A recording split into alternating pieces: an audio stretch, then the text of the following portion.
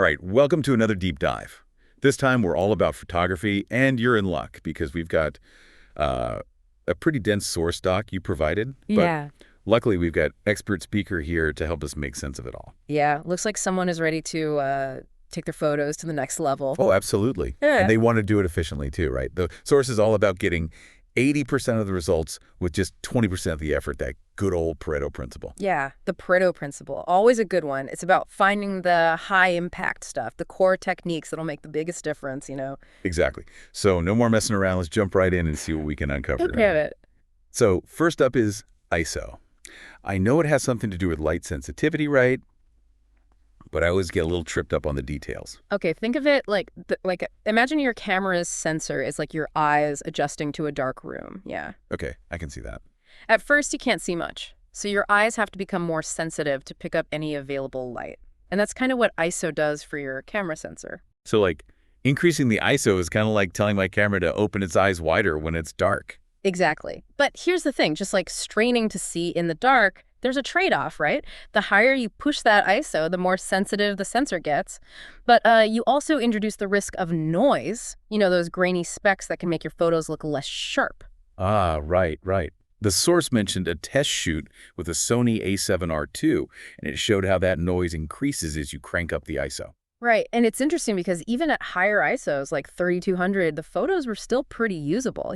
Oh yeah, modern cameras are pretty amazing these days. They really are. Technology is pretty wild. So let's say I'm shooting a portrait indoors, and there's not a ton of natural light. I could bump up the ISO to compensate, right? Totally. You'll capture more light for sure and still get a pretty good image. But generally, keeping that ISO as low as possible is best for those really clean, crisp shots. Gotcha. So bright sunny day, low ISO, move into some shade, maybe bump it up a bit. Yeah. Inside for dinner, Yeah. crank that ISO up. Exactly. That's a good rule of thumb. All right, now on to aperture. This one has always felt a bit mysterious to me. Aperture, huh? It's all about control, really. Not just how much light comes in, but how you emphasize your subject and the mood you create.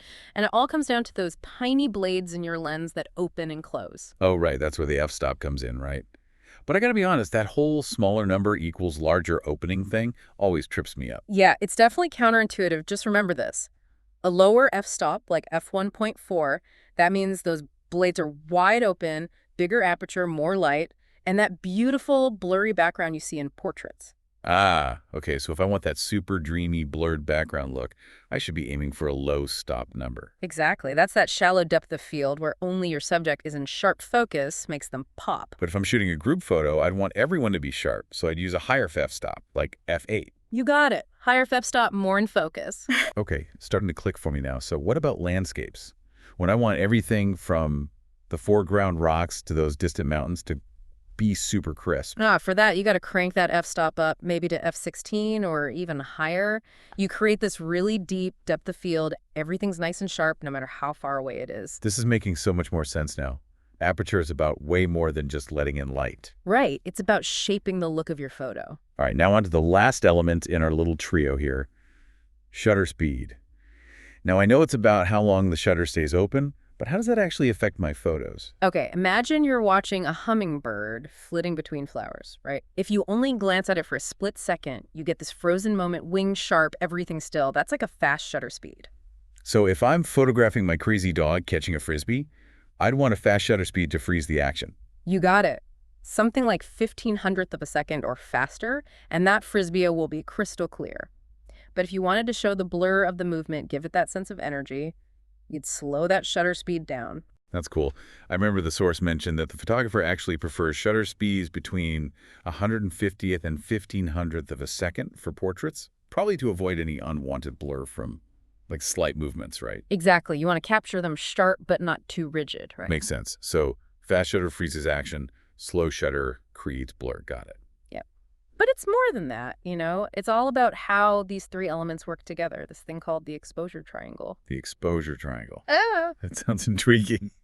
All right, so we've covered the basics, but I have a feeling things are about to get a whole lot more interesting as we explore this exposure triangle you mentioned, right? Oh, yeah. It's where the magic happens. It's not just about understanding them individually. It's about seeing how they all dance together to create that perfectly exposed photo. That's what we'll dive into next. Okay, so we've covered ISO, aperture, and shutter speed individually. Yeah. But you mentioned this exposure triangle thing, and Right. I have a feeling this is where it all comes together, Yeah. right? It is. It's where the magic happens, really. It's not just about understanding those elements on their own. It's about how they all work together, to create a photo that's, well, perfectly exposed. All right, I'm ready to see this magic in action. Walk me through it. Okay, imagine you're out shooting a landscape, right? Beautiful sunset, the light is changing fast, got to be quick on your feet. So first, you think about your ISO, light's fading, might need to bump that up a bit to make sure you capture enough detail.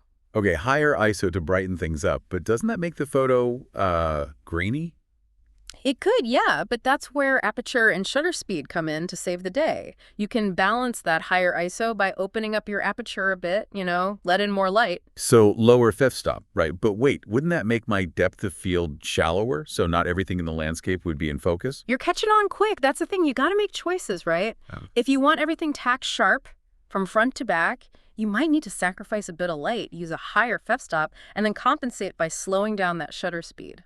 So it's like a constant balancing act. Yeah. You tweak one thing and it affects everything else. Exactly. It's this dynamic process, right? You're juggling these three elements, ISO, aperture, shutter speed, to get the look you want. And the source really emphasizes that it's about knowing your priorities for each shot.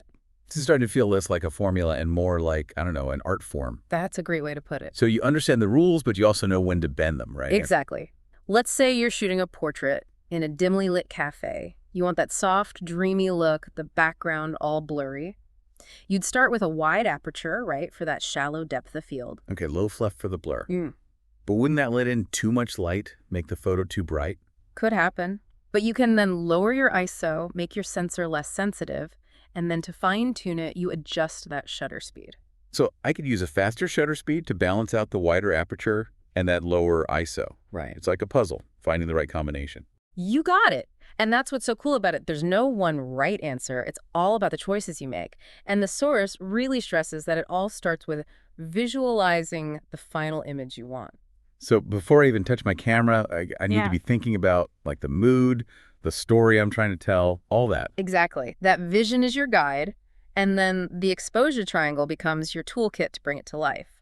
And the source also had some neat tips on like troubleshooting when things go wrong. Oh, perfect. Because I think we've all been there, right? Yeah. Fumbling around with settings, wondering why our photos are coming out too dark or too bright. For sure. First thing, always check your histogram. That's a little graph that shows you the tones in your photo from dark to light, and it helps you see if you're losing any detail, in those really bright or dark areas. Okay, that sounds kind of technical. Can you break that down for me? Sure. Imagine you're taking a photo of like a snowy mountain.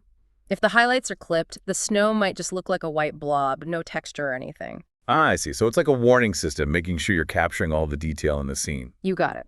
Secret weapon for balanced exposure. Now let's say your photo's too dark. You've got options, right?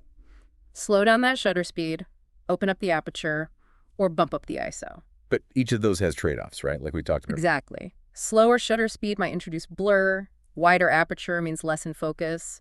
Higher ISO might make things grainy. So again, it's about finding that balance. What if the photo's too bright? Same idea, just the opposite. Faster shutter speed, narrower aperture, lower the ISO, and always remember those trade-offs. Man, this is so helpful. It's like I have a whole toolbox now to deal with any lighting situation. That's the power of the exposure triangle. You're making informed decisions, not just randomly fiddling with buttons. Absolutely. Speaking of, there's this one question I have to ask. This debate that's been raging among photographers forever. Oh boy, here we go. I gotta know. Is it ISO or ESO? Honestly, I've heard both from like really respected photographers, and frankly, I don't think it matters that much. Really? I always thought there was a right answer. I think the important thing is that we understand the concept, right? Whether you say ISO or ESO doesn't change what it does. That's a good point. It's more about the substance, not getting hung up on the words. Right. It's about the photos. Exactly. Mm-hmm. So we've got these three elements down, this exposure triangle. Feeling pretty confident, but I'm sure there's more to uncover, right? Yeah, tons more. Yes. This source goes beyond just the technical stuff, too. There's this whole other layer of, like, artistry and vision that we haven't even touched on yet. Ooh, okay. And I'm guessing that's what we're diving into next. You bet. We're going to explore some more advanced techniques, stuff that can really elevate your photos to a whole new level. But first, let's take a moment to let all this sink in. Okay, so we've tackled that exposure triangle, and I feel like we've leveled up already. Yeah, for sure. But you mentioned there's more to this source, right? Stuff that goes beyond just the technicals. Oh, yeah, absolutely. This source, it really dives into the art of photography, the stuff that separates a good photo from a great one. And one of the big things they emphasize is composition. Composition, right? I've heard that's like key, but it always feels a bit, I don't know, overwhelming. It can be, yeah, but there are some simple techniques that can make a huge difference. One of the most well-known is the rule of thirds. Ever heard of that? I think so, but remind me. Okay, so imagine dividing your frame into 9 equal parts, like with 2 vertical lines and 2 horizontal lines. The idea is to position your subject, or the most interesting parts of your scene, along those lines or where they intersect. So instead of just putting my subject like dead center. Exactly. Off-center often creates a more dynamic and balanced composition. It just draws your eye through the photo in a more interesting way. Okay, I can see that. Any other composition tips? Oh, yeah, tons. The source also talks about leading lines.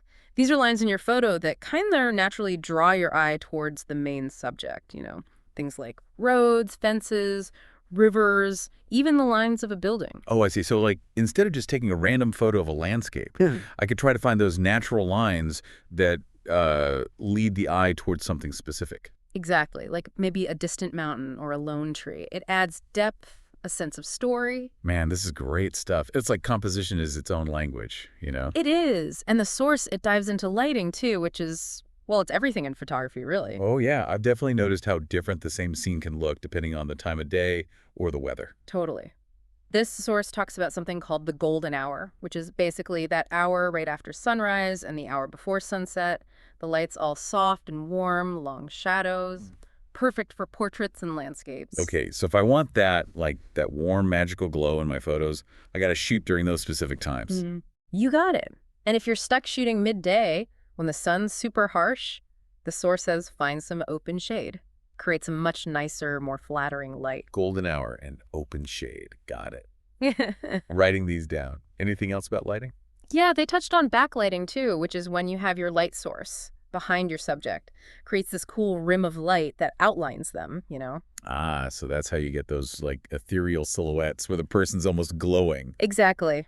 Adds drama, a bit of mystery. This is really making me see the world in a whole new way. That's the beauty of photography. Right. And this deep dive, it's really giving you the tools to explore that, to take control and really express yourself through your photos. I feel that. So we've covered a ton. We've got ISO, aperture, shutter speed, that exposure triangle, composition, lighting. I'm feeling pretty confident. You should. And remember, this is just the start, right? There's always more to learn. But now you have this solid foundation to build on. I'm excited to keep exploring. So to everyone listening, thanks for joining us on this photography deep dive. We hope you're feeling inspired, ready to grab your camera and get out there and shoot. Absolutely. The best camera is the one you have with you. So go out there, have fun, and capture your world. And hey, maybe send us some of your photos. We'd love to see what you create. Until next time, happy shooting.